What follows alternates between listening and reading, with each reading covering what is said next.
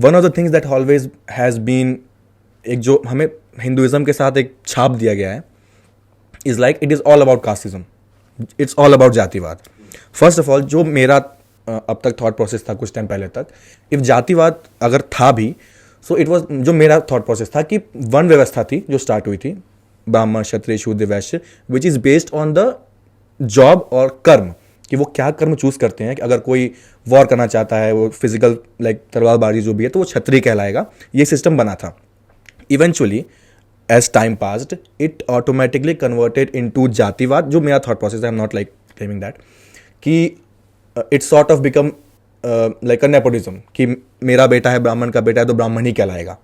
और I was reading a book by Koenraad Elst which was on Aryan invasion, and वहाँ पे एक line like he claims कि जातिवाद has always been an integral part of the Hindu society. And जहाँ पे एक segment आता है उस बुक में where Krishna and Arjun they are having conversation, where he says कि because you are a Kshatriya, it is your job to pick up arms and fight, doesn't matter whoever is in front of you. So इस पे बहुत सारे claim आते हैं कि देखो ये तो जातिवाद बर्थ बेस्ड है. So what is the reality? उदाहरण दिया वो कृष्ण और अर्जुन का. मैं तो वैसे कोई धर्माचार्य हूँ नहीं, लेकिन जो मुझे समझ आता है वो मैं बोल सकता हूँ कि जो कृष्ण और अर्जुन का संवाद है गीता में, उसमें अर्जुन ये कह रहा है कि मैं लड़ना नहीं चाहता, और कृष्ण उनसे ये कहते हैं कि तुम्हें लड़ना है क्योंकि तुम क्षत्रिय हो, जैसा आपने कहा. तो वो कैसे डिसाइड हुआ कि वो क्षत्रिय हैं? वो तो बर्थ से ही डिसाइड हुआ ना, क्योंकि उनका जन्म क्षत्रिय कुल में हुआ, और उसके बाद उन्होंने क्षत्रिय को जो एजुकेशन दी जाती थी वो पूरी शिक्षा उन्होंने अर्जित की, और वो युद्ध में उनको अपना रोल प्ले करना था. अब युद्ध में आके उनको लगा कि नहीं, ये ठीक नहीं हो रहा, तो ये तो फिर आर्ग्यू किया जा सकता है ना कि एक्चुअली वो क्षत्रिय नहीं थे, क्योंकि by nature he was a Brahmin then, because he wanted ahimsa. But it can be said like कि it can be specific to the moment, क्योंकि उनके पास जो वही तो मैं कह रहा हूँ, था, they were like specific to the moment ही है ना. फिर तो आर्बिट्ररी हुआ ना. फिर आप कैसे डिसाइड करोगे कि कौन क्षत्रिय है और कौन ब्राह्मण है? मोमेंट टू मोमेंट अगर ऐसा होने लग गया, जिसको कन्वीनियंट लगेगा. आज मतलब मैं अगर at this age if I were a proper practicing Vedic Brahmin, तो मुझे लगता है कि यार ये कितना मुश्किल है ये, सुबह सुबह 3 बजे उठ के अपना ये सारे अनुष्ठान पूरे करना, और रोज़ रोज़ मुझे ये 10-10 घंटे का ये रिचुअल करना है, और इतना सारा, और बच्चों को भी पढ़ाना है, ये जो गुरुकुल चलाना है, ये करना है, वो करना है. बहुत हो गया यार. अब मैं एक काम करता हूँ, मैं बिजनेस करता हूँ, ऐसे भी कमाऊँ, तो वैश्य नहीं बन जाएगा? है तो प्रवृत्ति है ना. तो फिर कैसे आप डिसाइड करोगे कि नहीं? तो उस पर कई लोग ये बोलते हैं कि नहीं, वो बचपन में वो पता चल जाता है, फिर उसके बाद उनकी एजुकेशन होती है, कि बच्चों से इंटरव्यू लेते थे. मतलब रिडिकुलस है ये क्लेम कि तुम क्या हो बेटे, तुम क्या हो, ये क्वेश्चनर भर दो और बताओ ये क्या है. एक्चुअली क्या है कि जो मेरिटोक्रेसी है, मेरिटोक्रेसी के हम इतने आदी हो चुके हैं कि हम पूरे इतिहास को मेरिटोक्रेटिक बनाना चाहते हैं. जबकि meritocracy is at best 200-year-old system, जो इंडस्ट्रियल रेवोल्यूशन के बाद इट बिकेम नेसेसरी, क्योंकि आपको इंडस्ट्री के लिए वर्कफोर्स चाहिए था, और वो वर्कफोर्स आप ट्रेडिशनल जिस तरह समाज बटा हुआ था वो नहीं कर सकते कहीं पे भी. मैं भारत की बात नहीं कर रहा.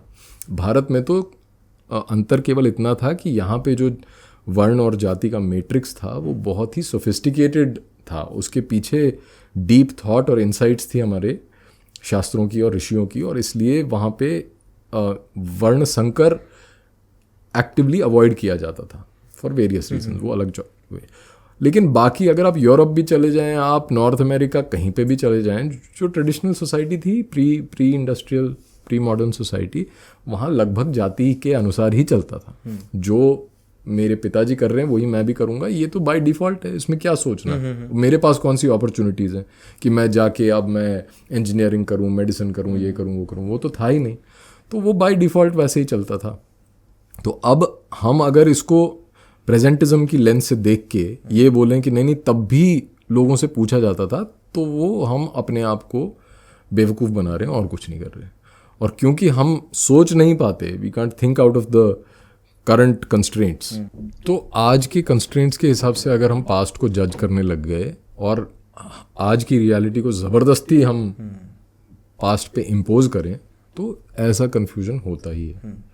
तो the history of India was not a meritocratic society as was any other part of the world. कहीं पे भी मेरिटोक्रेसी नहीं थी, और वहाँ पे जो व्यवस्था थी वो उस समय के अनुकूल थी। और आज भी जो हम जिस समाज में आज रहते हैं उसमें भी जो करंट सिस्टम है वो भी ब्रेक डाउन कर रहा है, हमारी आंखों के सामने ब्रेक डाउन कर रहा है। और अगर कोई ये कहता है कि आज कोई प्रॉब्लम्स नहीं है, तो उसका मतलब है कि उसने अपने आसपास देखना ही छोड़ दिया है, कि वो अपने जीवन में इतना तृप्त है। क्योंकि ये कई इंटेलेक्चुअल जो सोशल मीडिया पे आते हैं, वो उनका अपना जीवन जो है वो काफ़ी कंफर्टेबल रहता है, उनको ये नहीं दिखाई देता कि आसपास किस तरह के स्ट्रगल्स चल रहे हैं दुनिया में।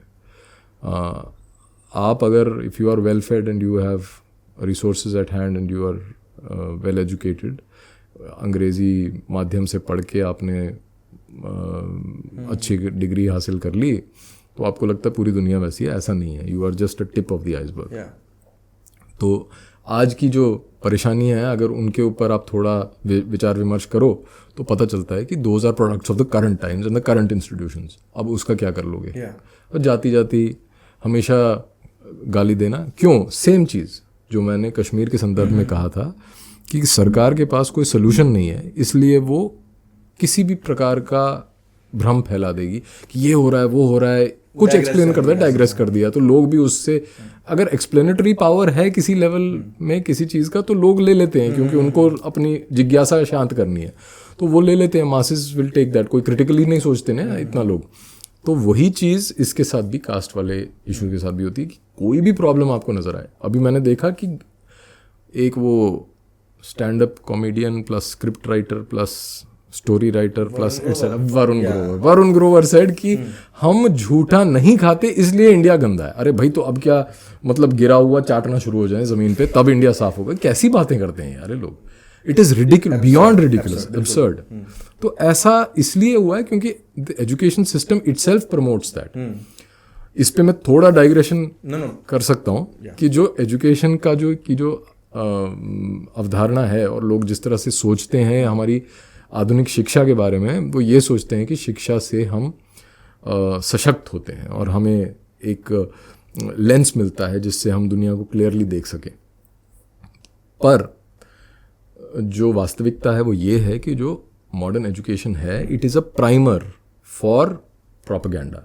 You are primed for propaganda of the future when you join mainstream society, when you join the workforce, और आप political process में part लेने लगते हो। If you are not educated in school, जो schooling नहीं हुई ना आपकी अगर, तो आप you will find it difficult to get integrated into that society, that propaganda society. So education is priming you for propaganda। और ये जो फिर आप जब आप होश संभालते हो, उसके बाद जो टीवी और अन्य ब्रॉडकास्ट के मीडियम से जो आपको कंटिन्यूस फीड किया जाता है, तब आप उसको एब्जॉर्ब कर देते हो और वो आपका वर्ल्ड व्यू बन जाता है और वो क्रिस्टलाइज हो जाता है। फिर आप उसके बियॉन्ड सोच नहीं सकते। तो ये हमारी सैड रियलिटी है।